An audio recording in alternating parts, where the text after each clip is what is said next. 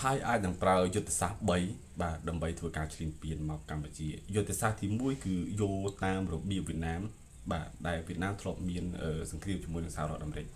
យុទ្ធសាស្ត្រទី2គឺធ្វើការពង្រឹងសមត្ថភាពរបស់ថៃឲ្យរឹងមាំឲ្យខ្លាំងក្លា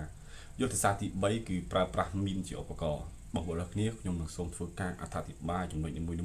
ឲ្យបងប្អូនទាំងអស់គ្នាងាយយល់អំពីអ្វីដែលគេកំពុងតែនិយាយបញ្ជាក់គាត់មិនមែនជាអ្នកសារព័ត៌មានទេប៉ុន្តែគាត់ជាអ្នកវិភាគនយោបាយម្នាក់ហើយត្រង់ចំណុចនេះគឺគាត់បានយកបញ្ហាសង្គ្រាមឈ្លានពានយកមកនិយាយនៅវេទិកាស្ថានីយទូរទស្សន៍ប៉ុស្តិ៍លេខ9របស់ថៃចំណុចទី1គឺគាត់បាននិយាយថាបើសិនតែយកតាមវៀតណាមបានដូចគ្នាបាទដោយសារតែក្នុងអំឡុងពេលដែលវៀតណាមជាមួយនឹងអាមេរិក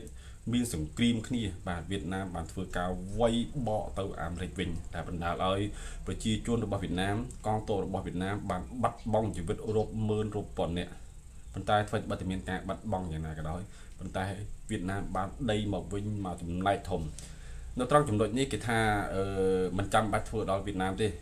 វាយយកត្រង់ចំណុចណាដែលអាចវាយយកបានហ្នឹងក៏ល្អដែរសំខាន់ឲ្យតែបានដីមកវិញហើយបើសិនថាមានគម្រោងក្នុងការធ្វើដូចវៀតណាមការបោះឆ្នោតប្រជាមតិទាក់ទងទៅនឹងបញ្ហាសង្គ្រាមនោះប្រហែលជាអាចនឹងមានភាគរយតិចដែលមានអ្នកគ្រប់គ្រងគេមិនសូវជាគ្រប់គ្រងប្រហែលទេអាវាយដណ្ដើមយកទ្រង់ទ្រីធំប៉ុន្តែបើសិនថាផ្ដោតទៅលើប្រជាពលរដ្ឋរបស់គេវិញគឺគេចង់គំតិចខ្មែរចោលម្ដងបាទគេចង់គំតិចខ្មែរយើងចោលតែម្ដងបាទហើយវិធីសាស្ត្រទី2ហ្នឹងគឺទាក់ទងទៅនឹងការពង្រឹងនៅសមត្ថភាពពង្រឹងនៅភាពរឹងមាំរបស់ថៃគេថាធ្វើយ៉ាងម៉េចក៏ដោយឲ្យថៃនឹងគេរឹងមាំបន្ទាប់ពីរឹងមាំហើយបណ្ដេញប្រជាពលរដ្ឋចេញពីភូមិព្រៃច័ន្ទចេញពីភូមិជោគជ័យបានបោះបង្គោលព្រំដែនថ្មី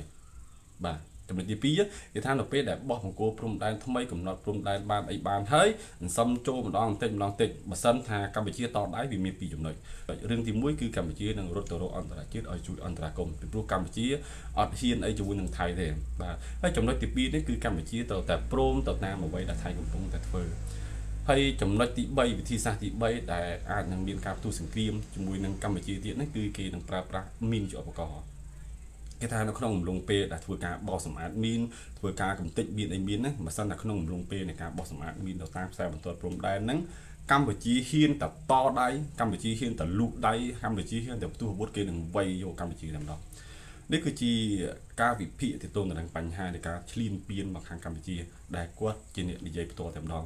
បងប្អូនអ្នកនាងជួបជាមួយនឹងខ្ញុំនៅព័ត៌មានក្រោយជាមួយនឹងខ្ញុំបាទវណ្ឌី SBT News ដែលក្តីគោរពពីចំណា